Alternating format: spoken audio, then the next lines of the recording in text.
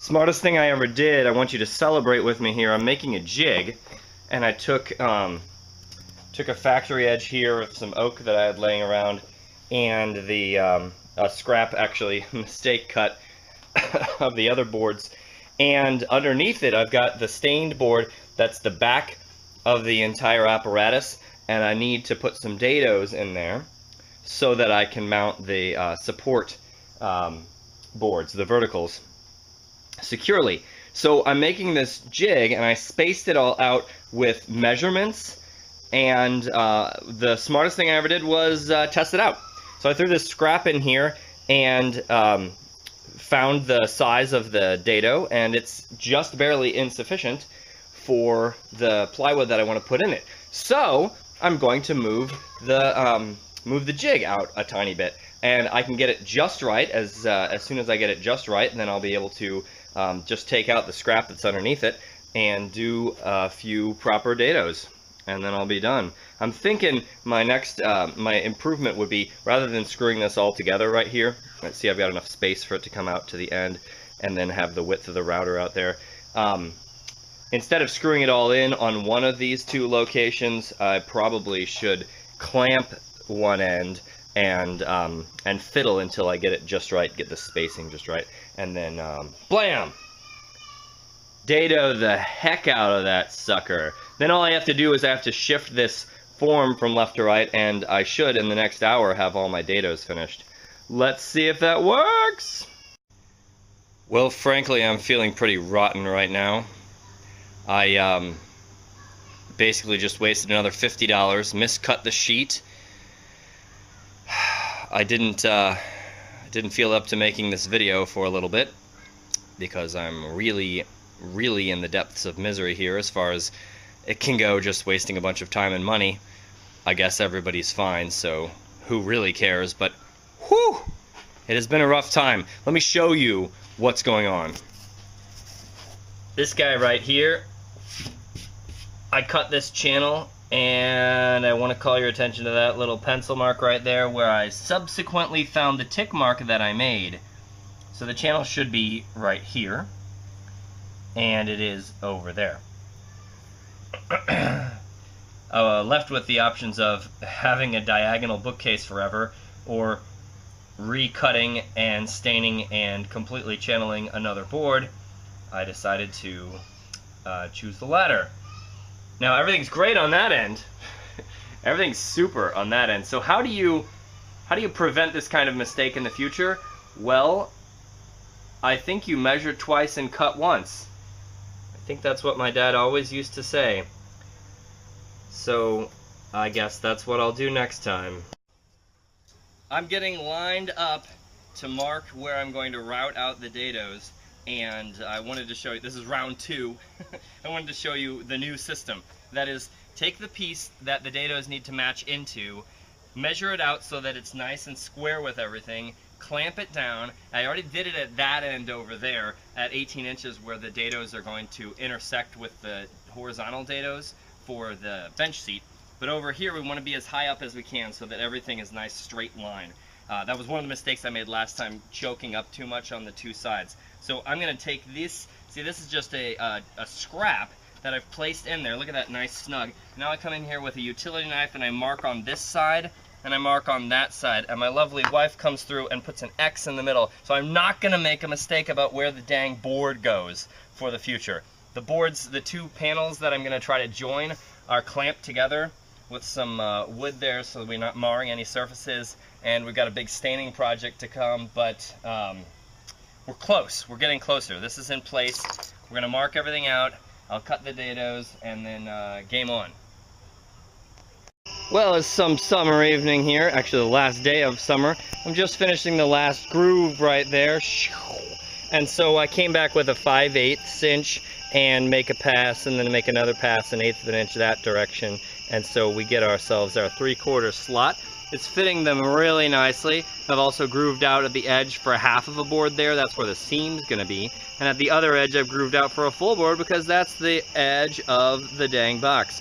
So now we pass them to sweet wife to stain the dang thing, and then we go to assembly.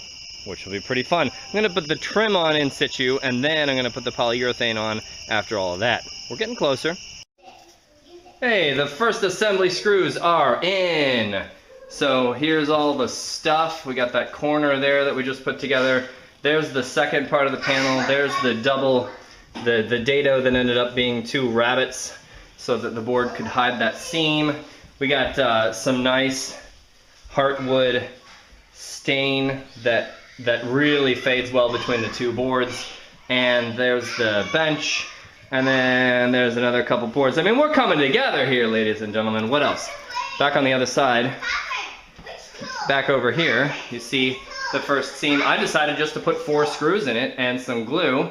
And so I pre-drilled some, what was it, 5/32, and I'm putting in some 1 5/8 drywall screws. So that's my plan for each of these also. You see my pre-drill right there.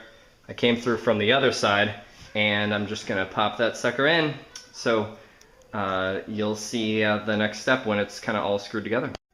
Well, assembly went pretty smoothly. You're looking right now at the right 2, and that's the middle bay right there, and the back looks pretty slick.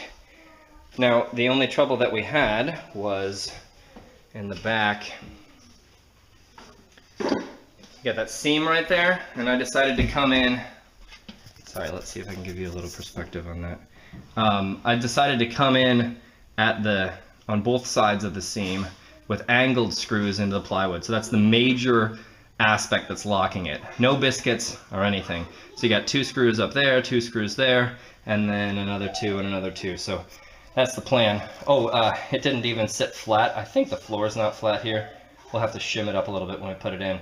But I had to put a notebook under there so that we could get that seam, that vertical seam right there nice and tight, because it was triangular, wide at the bottom and skinny at the top.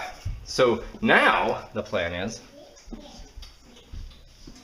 put in the bench. That bench, like a comb, will slip in there, and I screwed on little supports on either side of the verticals to hold it, and I've relieved with a dado in the back so that it'll sit in all the way and you won't really be able to see that seam.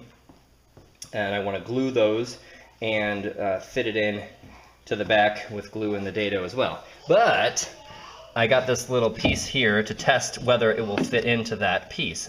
See that? So it's going to be sitting on this guy and trying to nestle into the dado, so it had to be really nice. I got lucky that one, and I got lucky that one right there. So I'm testing this on all of them, and I found one over on that side, and rather than noticing it later, I figured I'd get to know it in advance. So all I need to do, the problem is this is just a little bit too high.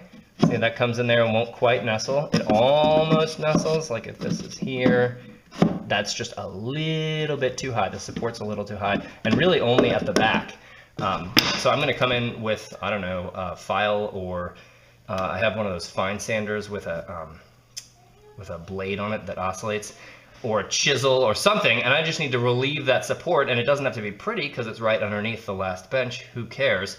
But I'm going to chop that sucker down a little bit and then glue it, and I got a couple screws coming in the back on each one of these bench bays, and we're moving along. Alright, there she is. We've got the comb installed. Notice over here I had to put in a couple screws to pull that side in. Pre-drill just the surface plywood, and then sank in there 2-inch screws. And then we had a little bit of trouble taking this seat in all the way, because as we saw earlier, it was going to be kind of tight with the support and the dado in the back right there. So that was a little bit tricky. We had a lot of hammering and we had some clamping, and then what we decided to do ultimately, came around on the back side and we started just screwing in the back side, and then it became harder, like the screws were going a little bit too deep, so I got some washers, and then you see in the middle we got just a ton of screw holes, and we were pulling and pulling and pulling and clamping, and boy, it was really tight. So I think there's just everything didn't agree in the very back. That's kind of annoying. Anyway, it's all in now, and it pulled in tight enough that you can't see the seam in any of the bays. So as you continue looking at these bays, you're like, wow, that looks okay, good. And, oh, look at that. A little bit of the veneer popping up there. So there's a little bit of trouble. I'm going to put a screw at this end also. A couple screws to pull that tight. But now, it's ready. You see the vacuum ready, sweep ready, angles there so that you can clean out that area underneath very readily. But I still got my support down at the bottom. And we're going to take this whole sucker right now and push it back into place and screw it onto the wall. Simultaneously, I'm going to be out in the garage getting ready to put a top onto it. I wanted to wait until it was assembled to do that. Oh no, I can't screw it to the wall yet because I also want to cut each of these shelves ready for the dados and then slip them in, and just as we did before, screw them in from the back to hold them in place. Just 2 hidden screws. And then we'll come in and put the pretty on the face of it so you don't have to look at any of these stupid, ugly, gross ends of drywall, so it's revealed that it's not actual wood, which would be really, really hard to make and really expensive. Anyway, there's a little bit of a problem here also where the tops don't quite meet. And over here, you see that one, the vertical is getting a little bit higher than the back. Over here, the vertical is substantially higher than the back. I think I'll come through with a planer and just take that sucker down. And that sucker right there down just a tiny bit so that I don't have to do anything fancy to the top. I want to just screw the top onto the dang thing. But I don't want a glaring error exposed right here. That gap would show up as a gap in the finished product. So that's my plan right now. I'll check back in a bit.